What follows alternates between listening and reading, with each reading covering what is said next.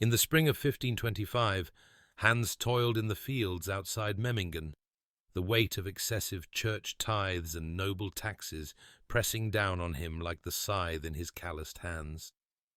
The whispers of reform spread through his village, carried by travelling merchants and preachers who spoke of Martin Luther's challenges to the church and the growing unrest across the German lands. When Hans heard of the 12 Articles of Memmingen, demands for fair treatment and the right to choose their own pastors, he felt a surge of hope that justice might finally come to those who worked the land. The lords and bishops dismissed their pleas, pushing Hans and thousands like him toward a rebellion they hadn't sought but could no longer avoid. When the knights of the Swabian League rode against them, Hans discovered that pitchforks and righteous anger were poor defences against trained soldiers and heavy armour.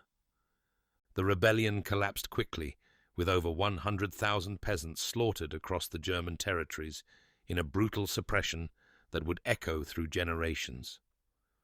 Hans languished in the Lord's dungeon, awaiting a punishment that would likely end at the gallows, while his family faced starvation without his labour to provide their daily bread.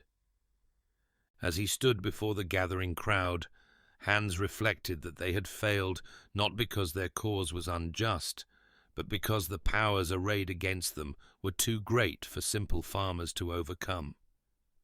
Yet the seeds of reform that Hans and his fellow rebels had nurtured would continue to grow, even as their blood fertilized the very fields they had fought to claim as their own.